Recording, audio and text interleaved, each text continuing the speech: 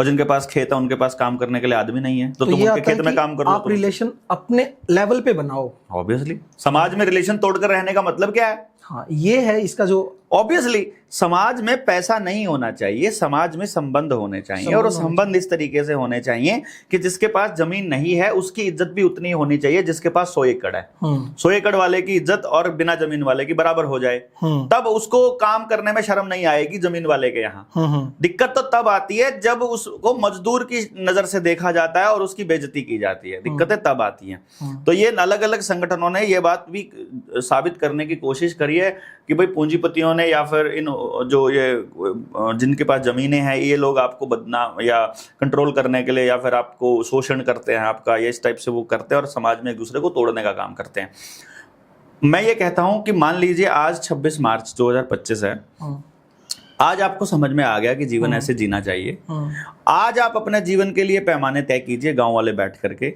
आज तो आप अपने एक दूसरे की इज्जत को तय कर सकते हो, आज तो आप अपना जीवन शुरू कर सकते हो। आज जीवन शुरू करोगे और आज अपने बच्चों के लिए वैसी शिक्षा प्रणाली को लागू करना शुरू करोगे तो भी 5 7 10 साल तो उसको सेटल होने में लगेंगे। बिल्कुल प्रॉब्लम्स आएंगी, फिर उनको टैकल करेंगे, प्रॉब्लम्स आएंगी, टैकल करेंगे, और उसको ये समस्या रहेगी ये लंबी। तो लेकिन फिर भी आपको चलना तो सही रास्ते पर ही पड़ेगा, और सही रास्ता ये नहीं है कि आप सब लोग अपनी कमाई पूंजीपतियों को देते रहें। सही रास्ता ये है कि जो जितना कमाए एक दूसरे की मदद से एक दूसरे को मजबूत करे, रिलेशन बिल्ड करो आपस में, एक दूसरे की हेल्प करो। मतलब अब अगर सही प्रोडक्ट्स की मैं बात करूं तो एक घी का जिक्र करते हुए मैंने आपको देखा था सोशल मीडिया पे। वो क्या बागड़ है? फ्रेश, बागड़ फ्रेश, BAGAD फ्रेश, BAGAR, बागड़ फ्रेश। तो ये कहाँ? ये असल में क्या है, हमारे जो जनता सरकार मोर्चा के कुछ साथियों ने राजस्थान में अपनी एक यूनिट लगाई है। उस यूनिट में वो लोग ऐसे जगह पर पहुंचे जहां पर सिर्फ गायें पालते हैं गांव के लोग, और गायें भी इस तरह से पालते हैं कि गाय के पालन पर 1 रुपया भी खर्च नहीं होता है। ठीक है जी। तो जितना भी पैसा उनको मिलता है दूध से वो सारा का सारा बचत होती है उनकी। तो थोड़ा सस्ता हमको दूध मिल जाता है वहाँ। तो एक एक आदमी के पास 400 गायें हैं, मतलब इतना बड़ा वहाँ बड़ा चंक है गाय, सारा ऑर्गेनिक और सारा राठी गाय है। और वो गाय को सुबह दूध निकाल के हाथ से दूध दोते हैं, वो पूरी बड़ी बड़ी फैमिलीज हैं। तो सुबह 6 बजे वो उनको गायों को छोड़ देते हैं। सारे गांव की गायें इकट्ठी होकर के जंगल में जाती हैं, सारा दिन जंगल में चुरती हैं। वहाँ लगभग 800 बीघा का एक जंगल है जहाँ अपनी यूनिट है, उसी के बिल्कुल सामने जंगल है। उस जंगल में वो चरती हैं और शाम को ठीक 4 बजे वापस हो लेती हैं। वहाँ बावड़ी एक जोहड़ से टाइप का बना हुआ है, वहां पर वो पानी पीती हैं और फिर अपने घर आ जाती हैं। एक सिंगल पैसा गांव के आदमी का खर्च नहीं होता, कोई उन गायों को चराने नहीं जाता। वो कहीं भी नहीं जाती हैं, उनको कोई आदमी नहीं है, वो छोड़ देते हैं बस, और वो शाम को आ जाती हैं। दूध के टाइम पे शाम को वापस आ जाती हैं, दूध निकालते हैं और उसको बेच देते हैं। उस दूध को पूरा दिन हम उसमें जैसे उपले में गर्म करके, जैसे अपने गांव में देसी तरीके से, और फिर उसको मक्खन निकाल के, मतलब रात को जमा के फिर सुबह मक्खन निकाल के और फिर उसको गर्म करके फिर हम घी बनाते हैं प्योर। वहाँ से अगर कोई जेन्युइन प्रोडक्ट लेना चाहता है तो बागड़ फ्रेश से वो बाय कर सकता है। हाँ बिल्कुल, बागड़ फ्रेश से बाय कर सकता है। जो अंकुश खोखर है भाई अपना, उनका नंबर मेरे पास नंबर मेरे पास है, मैं स्क्रीन पे दे दूंगा, स्क्रीन पे आपका नंबर आ जाएगा। अदरवाइज 7700006900 पर भी मैसेज करके आप वहाँ अपने घी का ऑर्डर कर सकते हैं। उसकी गारंटी है, मतलब उसमें यह है कि अगर कोई भी व्यक्ति पूरे दुनिया में उस घी में, क्योंकि हमारे पास उसी बैच का एक घी का पैकेट और रहता है, अगर वो उस घी में मिलावट अगर साबित कर दे तो 1 लाख रुपया इनाम हमने रखा हुआ है। मतलब प्योरिटी की इतनी गारंटी है, मिलावट साबित करते ही 1 लाख रुपए का इनाम है। और मेनली ये है कि अगर आपको अच्छे प्रोडक्ट दूध के, मिल्क के या फिर कुछ भी चाहिए तो आप आपसी संपर्क बनाओ। ऑब्वियसली गांव में वो इसलिए शुरू किया है कि अभी हम लोग आपको दिखा रहे हैं कि देखो ये पॉसिबल है। आपके यहाँ घी की लागत महंगी इसलिए होती है क्योंकि आपने पशुपालन को इतना महंगा कर लिया। हम लोग आपको 1650 रुपए में अगर घी 1 लीटर दे रहे हैं, वहां से आप समझिए कि वहां लागत नहीं है इसलिए हम दे पा रहे हैं। उनकी लागत नहीं है, हमारी तो लागत है। हमको तो खरीदना पड़ता है और फिर उसके बाद पूरा मेहनत और फिर ट्रांसपोर्ट ये सब करना पड़ता है। पर ये बात आपको समझनी पड़ेगी कि जो चीजें हमारी कल्चर का बड़ा हिस्सा रही हैं, जो चीजें एक नॉर्मल जिंदगी हम में जिया करते थे, वो आज विदेशों के अंदर डेवलप्ड कंट्री जिनको हम बोलते हैं, मैं तो डेवलप्ड नहीं बोलता उनको, उन देशों के अंदर वो लग्जरी आइटम में आती है आज के टाइम पे। यानी उनके लिए वो लग्जरी है जो हमारे लिए नॉर्मल हुआ करती थी। चाहे हरी सब्जी हुई, चाहे स्मोक्ड फूड हुआ, धुएं वाला दूध, पूरा दिन धुआं होता था उसके आसपास जब हम दूध को रख देते थे, और चारकोल वाली रोटी जिसको हम चूल्हे की रोटी बोलते हैं, वो लाल हो जाता था, दही भी लाल होता है। ये हमारे कल्चर का हिस्सा रहा है और इसको मतलब खराब ना किया जाए और इस विरासत को बचाया जाए बेसिकली, ताकि हम अगली पीढ़ी को जीवन जीना कम से कम सिखा सकें। और सर एक मेन चीज आती है कि जैसे जब पहले रुपया नहीं आया था, मुद्रा नहीं आई थी, तब लोग ऐसे ही रिलेशन के आधार पे एक दूसरे से जो है संपर्क करते थे, काम चलता था जी। और बड़ा आपसी अच्छा सहयोग और अच्छा काम होता था। फिर रुपया बना, मुद्रा आई, तो ये मुद्रा जो आई थी इसका रीजन क्या था लेके आने का, और ये किस आधार पे लाई गई थी? इसका तो ये था सीन कि जो पहले आप कह रहे हो ना, रिलेशन के आधार पर ये सब होता था, पर जैसे आज के टाइम पर बेईमान उद्योगपति हैं या बिजनेसमैन हैं, उस टाइम पर भी कुछ लोग तो बेईमान होते ही होंगे। ऐसा तो नहीं होता है कि 100% ईमानदारी तो हर जगह नहीं होती है। पर जो उस टाइम पर बेईमान लोग थे वो किसी की मेहनत का शोषण कर लिया करते थे कि भाई मेरी मेहनत 6 महीने की है, तुम्हारी मेहनत 3 महीने की है, तुम्हारा इतने सामान के बदले इतना सामान मिलेगा। जब सामान के बदले सामान है, जो वस्तु विनिमय हम लोग कर रहे हैं, उस टाइम पर किसी की मेहनत का शोषण हो जाता था। उस शोषण से बचने के लिए हर आदमी अपने सामान की कीमत तय कर ले और जिस चीज में उसकी कीमत तोली जाएगी उसका नाम मुद्रा रख दिया जाएगा और वो मुद्रा का एक स्टैंडर्ड बना दिया जाए ताकि वो पूरी दुनिया में स्थिरांक के तौर पे काम करे। इसलिए मुद्रा लाई गई थी ताकि उसको कैरी करना आसान हो जाए और एक सामान नहीं लेकर जाना है, मुद्रा ले जाओ, वहां जाकर सामान ले लो, मतलब इस तरह का ये बनाया गया था और उसका एक स्थिरांक बना दिया गया शोषण को रोकने के लिए। कभी कभी जहां होता था तो तब मुद्रा आई थी।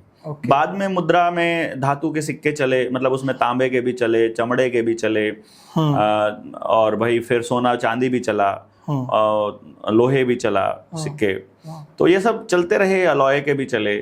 बाद में फिर पेपर करेंसी आ गई। पेपर करेंसी में वो वादा हो गया देने का, मतलब पहले वो धातु ही देते थे सीधा, फिर वो धातु देने का वादा हो गया।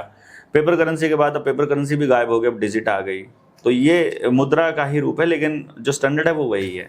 अब सर लगे हाथ पेपर करेंसी की सच्चाई और बता दो कि पेपर करेंसी की सच्चाई क्या है।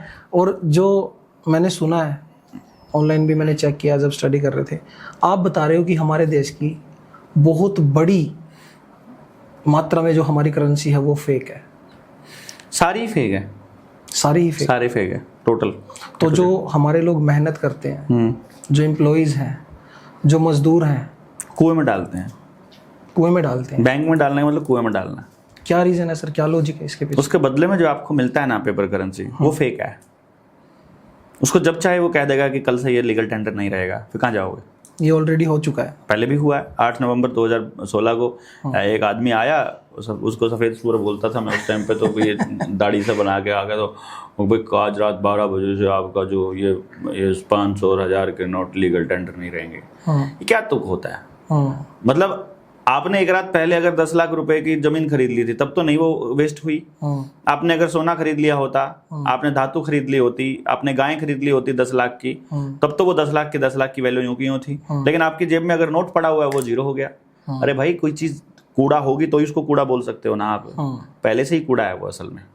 वो तो आपने कह दिया कि लीगल टेंडर नहीं है तो हो गया, यानी किसका मतलब वो था लीगल, वो उसके अंदर कोई वैल्यू नहीं थी। भाई देखो अनाज है आपके पास 1 क्विंटल, अनाज के अंदर जो वैल्यू पड़ी हुई, आप कहो ना कहो उसमें ऊर्जा पड़ी है, अब जो मर्जी कहो ना करो, उसको मानो ना मानो, आप उसको खा सकते हो, आप उसके शरीर को चला सकते हो। पर वो जो पेपर करेंसी है वो तो आप मान रहे हो तो है, नहीं मानोगे तो क्या है? सही बात है। उसके पीछे जो रखा है भारतीय रिजर्व बैंक, जो उसमें लिखा है मैं धारक को 100 रुपए अदा करने का वचन देता हूं, वो 100 रुपए जब तक उसके पीछे वाले आरबीआई में नहीं रखे हैं तब तक वो फेक है। वो तो वचन है, वो तो वचन खंड है, वो तो कालिक पेपर है, प्रॉमिस है, वो तो प्रॉमिसरी नोट बोलते हैं इसलिए इसको हम। तो प्रॉमिस की तो कोई वैल्यू नहीं होती है, प्रॉमिस की तो आप मानते हो तो प्रॉमिस है, वो तो जबानी भी होगा तो भी चलेगा। इंडियन करेंसी के बैकएंड में गोल्ड है, कानूनन तो है भारतीय। ये जो आपको दिया जाता है अगर इंडियन करेंसी नहीं है भाई साहब, दिस इज गवर्नमेंट रुपया, गवर्नमेंट रुपया। और गवर्नमेंट रुपया इंडियन गवर्नमेंट का नहीं है, भारत सरकार का सिर्फ एक ही रुपया है। 1 रुपया, 1 रुपए का जो नोट है वो भारत सरकार का है। ठीक है। इसके अलावा बाकी सारे गवर्नमेंट रुपया है, और वो गवर्नमेंट है केंद्र सरकार। केंद्र सरकार मतलब ब्रिटिश पार्लियामेंट। ये ब्रिटिश रुपया है जो आप यूज करते हो। जो आप बोलते हो कि गवर्नमेंट ऑफ इंडिया, ये प्राइवेट कंपनी के रूप में रजिस्टर्ड है आज भी, जो इधर बैठे हुए हैं, हाँ, ये लोग जो है। ये सच बात है सर? बिल्कुल, आप जाओ, मैं आपको डाटा दे दूंगा, मैं आपको लिंक दे दूंगा, ये वेरीफाइड हो सकता है। मैं आपको लिंक दे दूंगा, आप चेक कर लेना। ऑर्गेनाइजेशन है बाकायदा, पूरा org.org पे है। तो फिर आरबीआई क्या है सर? आरबीआई की क्या? प्राइवेट संस्था है, प्योरली प्राइवेट संस्था है, जिसका सारे निर्णय बोर्ड ऑफ डायरेक्टर लेता है, और बोर्ड ऑफ डायरेक्टर में आनंद महिंद्रा, नंदन नीलकणी जैसे लोग बैठे हुए हैं, नारायण मूर्ति जैसे लोग। तो हमारा देश स्कैम पे चल रहा है सर? 1947 से पहले जब देश के लोगों ने ये डिक्लेयर कर दिया 1869 में, यहाँ के जो कबीलियाई लोग थे, जो गांव के लोग थे, जो जंगल आधारित अर्थव्यवस्था वाले लोग थे, उन्होंने इनको बोल दिया था कि कमर्शियल एक्टिविटी के लिए भारत नहीं है। भारत में कोई भी एक्टिविटी कमर्शियल नहीं होती। अगर आपने ध्यान दिया हो, सहभागिता से हम लोग जीवन जीते थे। कैसे? किसान केवल अपने हिस्से का पैदा नहीं करेगा, किसान एक हिस्सा चमार का पैदा करेगा, एक हिस्सा नाई का पैदा करेगा, एक धोबी का पैदा करेगा, एक कुम्हार का पैदा करेगा, एक लोहार का पैदा करेगा, एक जितने भी मजदूर हैं वहां काम करने वाले, मतलब वाल्मीकि का भी पैदा करेगा, वो सबके हिस्से का पैदा करता था। तो किसान बीज डालता था तो पहले वो बोलता था कि अड़का, अड़ी का, चिड़िया का, मतलब सबका, मतलब टोटल A to Z का, सबके हिस्से का वो बोता था। वो बोता था तो जब उगता था, यानी जमीन बेशक उसकी होती थी लेकिन वो अपने हिस्से का नहीं था। तो अब वो क्या करता था, जितना उसकी पैदावार होती थी उसमें से हिस्से निकलते थे, एक हिस्सा ऐसे करके पूरे गांव का हो जाता था। उसमें फिर वो सारा साल जो है वो लोहार आपका काम करता था, सारा साल नाई आपका काम करता था, सारा साल कुम्हार आपके लिए बर्तन बनाता था। और वो इस तरह से बाजार, मतलब कोई पैसा गांव से बाहर जाता ही नहीं था किसी भी कुछ कनेक्शंस अभी बचे हैं, जैसे बर्तनों के हैं, थोड़े बचे हैं। मतलब तब तो बिल्कुल कोई पैसा बाहर जाता ही नहीं था। पहली बार अगर गांव से बाहर पैसा जाने लगा था तो जब किसान ने अपना अनाज मंडी में डालना शुरू किया, तब जाना शुरू हुआ। जब किसान को तेल, पेट्रोल, डीजल लेना शुरू किया, तब इस्तेमाल हुआ। और जब वो बाहर से लेकर आने लगा कुछ फल, फ्रूट, सब्जियां या कपड़े लत्ते, तब गांव बर्बाद होना स्टार्ट हुआ। गांव में जब रेडी वाले आने लगे, पटरी, मतलब पहले तो कुल्फी तक भी हम लोगों ने अनाज के बदले ली हुई है। मतलब बिल्कुल। तो वो दौर तो हमने देखा है कि अनाज ही था जो असली धन था, तो रुपया तो था ही नहीं। इसलिए क्या है कि विनिमय का एक साधन था ये, और पेपर करेंसी के जरिए इन लोगों ने हमारे माइंड को इस तरह से वॉश किया कि हमको लगने लगा शायद यही धन है। 100 रुपए के नोट को ही हमने 100 रुपया बोलना शुरू दिया, 100 रुपए। हमने ये कहना बंद कर दिया 100 का नोट देना, हमने कहा 100 रुपए देना। तो हमें लगा 100 रुपए हैं। अभी भी जब आप वो जो मोबाइल में डिजिट भेजते हो, तो आपने डिजिट भेजे तो 100 रुपए थोड़ी भेजे, डिजिट का प्रॉमिस ही तो भेजा है। तो डिजिट तो किसी भी लेवल तक फेक हो सकते हैं सर? तो है ही फेक, तभी तो फेक बोल रहे हैं हम लोग। वादा भी तो, जो चीज है ही नहीं है उसका वादा भी तो फिर फेक हो गया ना। Reserve bank of India private संस्था है, लेकिन चल रही है भारत सरकार के नाम पर, तो नाम में ही फेक आ गया ना, एस्टेब्लिशमेंट में ही फेकिज्म आ गया। तो फिर पेपर करेंसी के अध्याय पे तो आप मेरे निडर इंडिया चैनल पे तो मैंने पूरी अभी 6 वीडियोस बनाई है, मतलब 4 वीडियोस बना चुका हूँ, 5वीं वीडियो अभी मैंने आज या कल में मैं अपलोड करने वाला हूँ, जो बताएगी कि पेपर करेंसी के पूरे इतिहास को। मैं वो किताब जो हमने लिखी है ना, रुपया मूल्य का मापक या शोषण का साधन, उस किताब को हमने मतलब पढ़ना शुरू किया है मैंने, क्योंकि वो तब को टेक्निकल नई बात समझ में आए, तो उसका मैं एक्सप्लेन कर रहा हूँ जैसे टीचर एक्सप्लेन करता है। तो धीरे धीरे आ रहा है समझ। अभी सर एक चीज़ हो रहा है कि देखो, जो हाल की मैं बात करूँ, करंटली डिमोनेटाइजेशन हुआ और आज लोगों के पास बैंक में पैसे नहीं है, नोट आप बता रहे हो कि नोट असली नहीं है, तो अगर कोई सेविंग करना चाहता है ऐसे में, तो वो क्या सेविंग करे? सेविंग क्या हो सकती है? धातु, सोना करे, चांदी करे, एनिमल करे, अच्छा जमीन खरीदे, और मतलब ऐसी चीजें जिनकी वैल्यू बढ़ती है, वो असली धन खरीदे, बस वही है सेविंग। और जो हमारे बैंक्स हैं, ये प्रॉपर्टी लोन देते हैं खूब दबा के।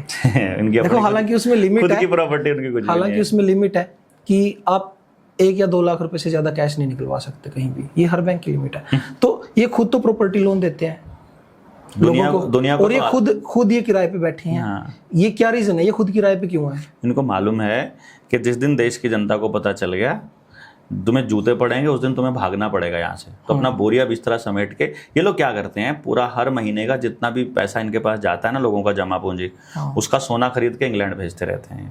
ये आपके पास रखते ही नहीं है। यहाँ से क्या करना है इनको?